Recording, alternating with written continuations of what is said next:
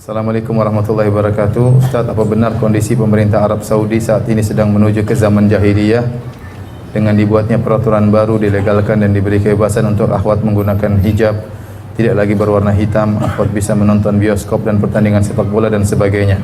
Jazakallahu khairan wa barakallahu fiik. Arab Saudi setahu saya ya adalah satu-satunya negara yang dibangun di atas undang-undang Al-Quran dan Sunnah, satu-satunya ya.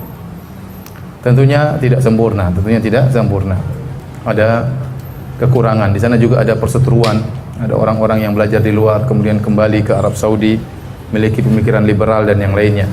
Tapi secara umum ulamanya tetap ulama di atas manhajus salaf, dan mereka tidak ragu-ragu untuk menyatakan suatu haram kalau haram atau halal adalah suatu yang halal ya. Tapi tentunya ada kekurangan-kekurangan, namun kekurangan tersebut tidak sebagaimana digembar-gembar oleh berita-berita seakan-akan dibuka bioskop di mana-mana. Itu tidak benar ya. Ada sebagian kota, mungkin di Riyadh, yang setahu saya di Riyadh dibuka ya, ada. Itu tidak ingkari ya. Memang itu ada dan itu kesalahan ya. Kemudian misalnya ada sebagian wanita ikut nonton bola, itu benar ya. Ada sebagian tidak rame-rame seperti digembar-gemborkan. Bahkan kemarin sempat diketahui ternyata wanita yang berpose ikut nonton bola, dia wanita yang sama dalam acara-acara nonton bola yang lainnya ya.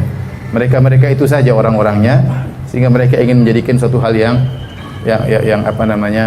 seakan-akan sudah tersebar di Arab Saudi. Sampai sekarang contohnya Arab Saudi membolehkan wanita untuk menyetir mobil, dan itu memang secara syariat tidak ada larangan. Tetapi toh di Madinah pun tidak ada wanita nyetir mobil. Artinya secara aturan boleh, tapi mereka tidak mengerjakan. Intinya secara umum tidak ada namanya tempat perzinahan, tidak ada tempat minum khamar. Masih menurut saya adalah masih negara yang terbaik karena satu-satunya negara yang dibangun di atas undang-undang Al-Qur'an dan Sunnah ya. Oleh karenanya para qadhinya, para hakimnya adalah ahli dalam syariah.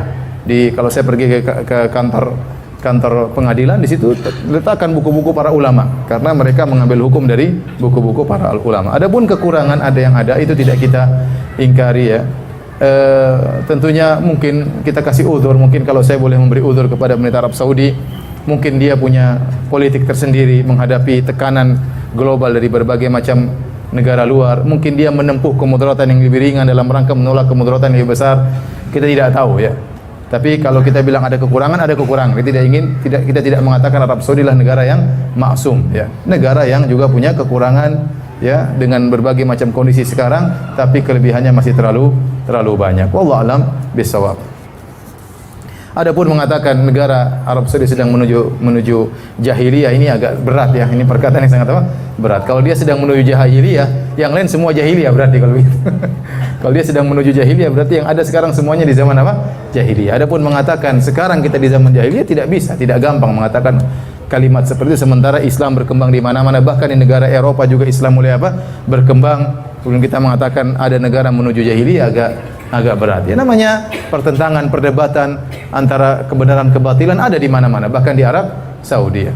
Ulama begitu banyak mengatakan haram, tiba-tiba ada satu orang nyeleneh mengatakan oh itu tidak apa-apa, enggak pakai jilbab. Itu yang diangkat-angkat oleh media. Padahal di sana tidak ada seperti itu. Cuma satu orang ini yang keluar di media kemudian digembar-gemborkan.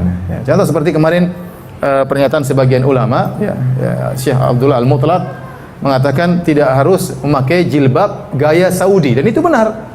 Kita orang Islam tidak harus memakai jilbab gaya Saudi, pakai abaya. Abaya itu baju yang diletakkan di atas sehingga kainnya langsung begini. Ya. Jadi kain diangkat ke atas, taruh di atas kepala. Itu gaya berjilbab orang-orang Arab. Kata dia tidak harus memakai abaya model orang Arab. Diterjemahkan oleh sebagian media sosial, dia menyatakan tidak harus pakai jilbab.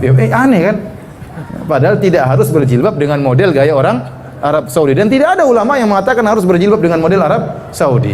Ya, yang penting menutup aurat, yang penting syaratnya dipenuhi, kemudian menutup aurat, tidak membentuk tubuh, anggota tubuh, tidak tembus pandang, maka sudah sah jilbab tersebut. Tidak memakai pakaian yang sangat menarik perhatian, maka sudah sah jilbab tersebut, sudah syar'i. Tidak harus berwarna hitam, tidak harus memakai model seperti modelnya orang Arab. Tapi diterjemahkan di sebagian media, pangeran atau ulama mengatakan tidak pakai jilbab. Ini tentunya jauh dari apa yang kita kenal dari kerajaan Arab Saudi.